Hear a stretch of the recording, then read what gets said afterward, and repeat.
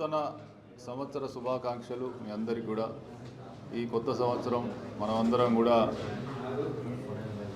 సుఖ సంతోషాలతోటి అష్టైశ్వర్యంగా ఉండాలని మీ మీడియా అంతా కూడా మరి రాబోయే రోజుల్లో ఇంకా దినదిన అభివృద్ధి చెందుతూ ప్రజలకు మంచి వార్తలు అందిస్తూ ముందుకు సాగాలని కోరుకుంటూ మీ అందరికీ నూతన సంవత్సర శుభాకాంక్షలు తెలియజేస్తాను.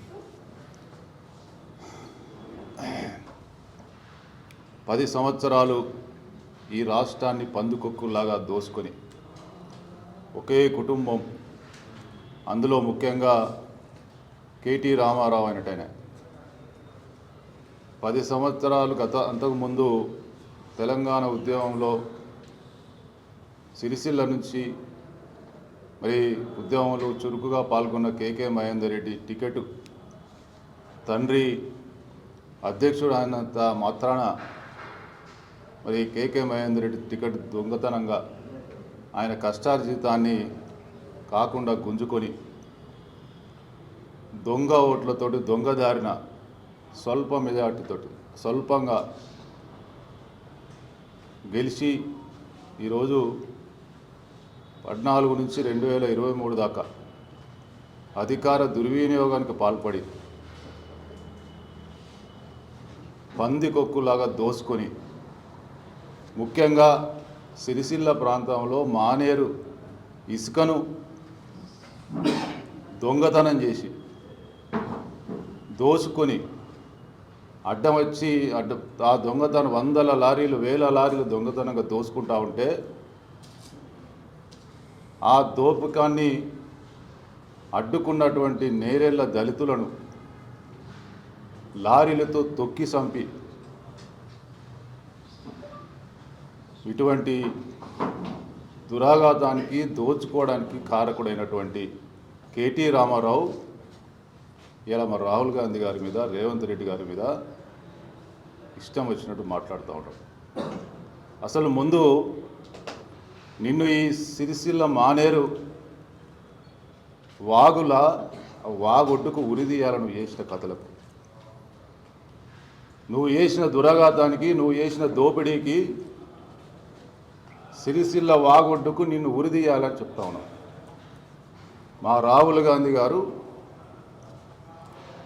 అవకాశం వచ్చిన అనుభవం కోసం ప్రధానమంత్రి పదవిని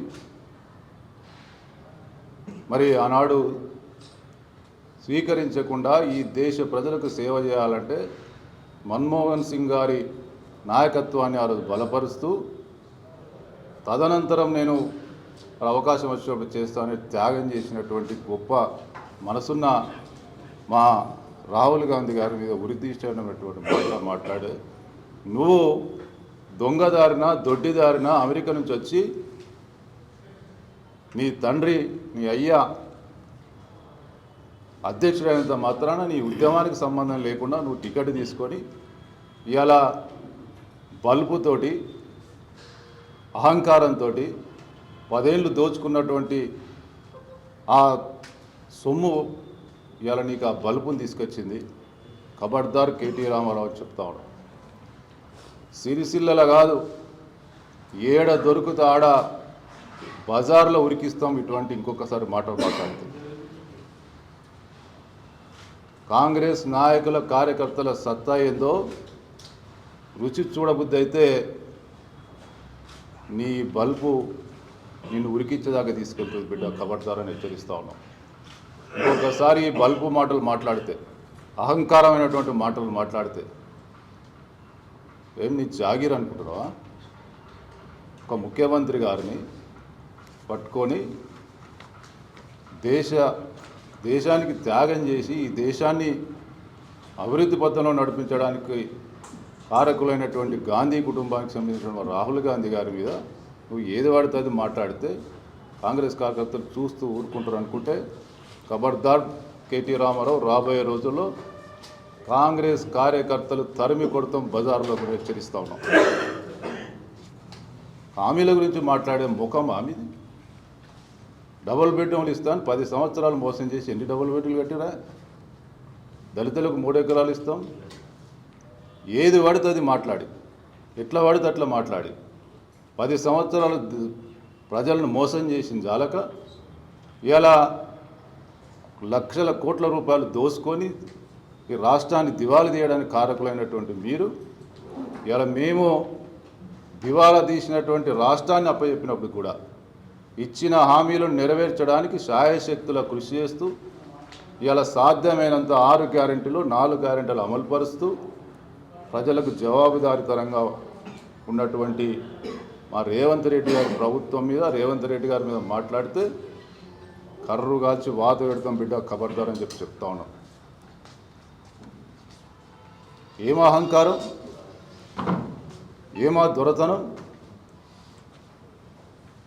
బల్బు నెత్తికెక్కిందా?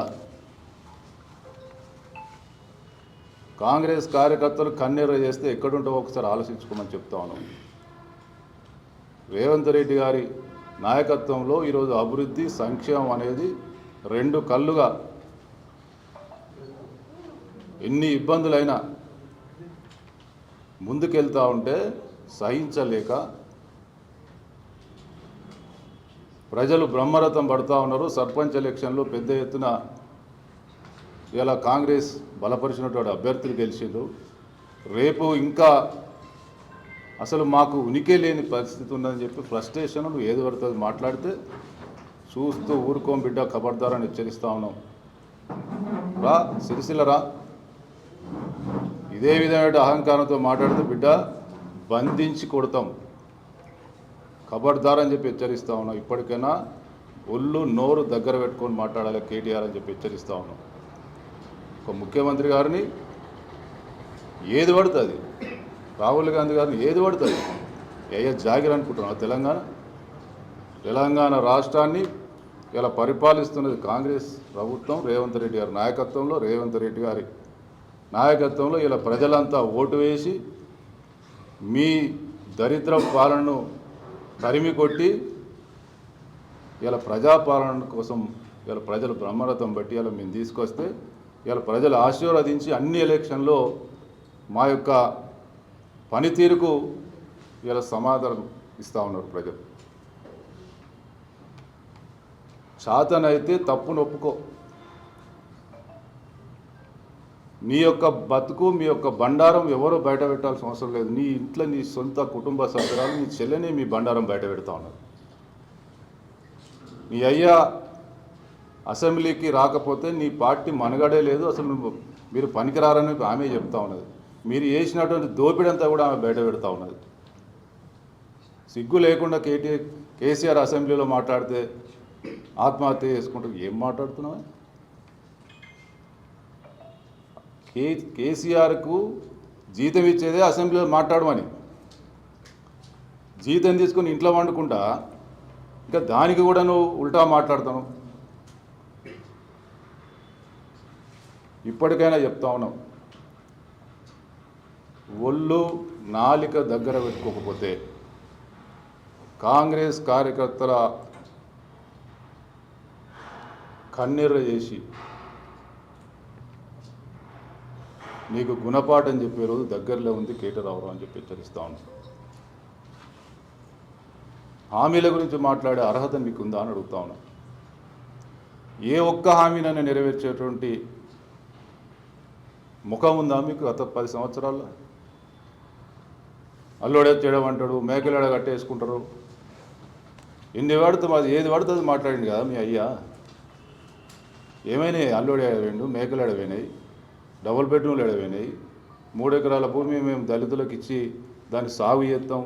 2 ఎకరాలు సాగు ఉంటే 1 ఎకరం సాగు చేసి ఇస్తాం. 1 ఎకరం సాగు ఉంటే 2 ఎకరాలు సాగు చేసి ఇస్తాం. ఏది పడుతుంది ఎట్లా పడితే అట్లా మాట్లాడి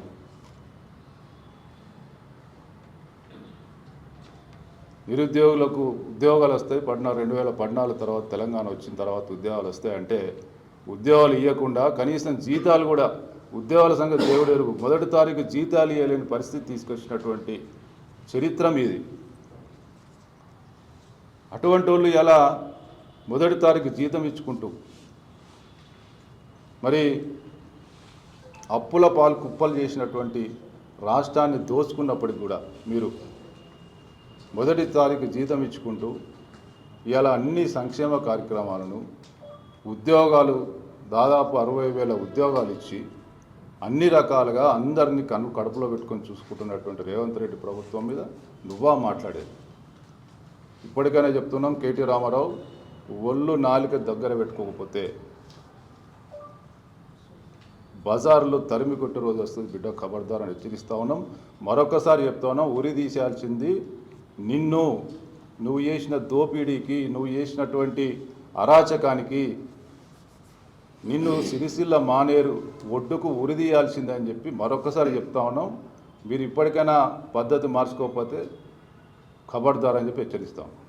చరిత్ర సృష్టించినోడు ఇప్పుడు ఆ చరిత్రని తిరగరాయబోతున్నాడు. అబద్ధాల గోడల్ని బద్దలు కొట్టి నిజాలను రాగా మీ ముందుంచబోతున్నాడు. నిజమైన వార్తల కోసం వెంటనే డౌన్లోడ్ చేసుకోండి రా యాప్ని.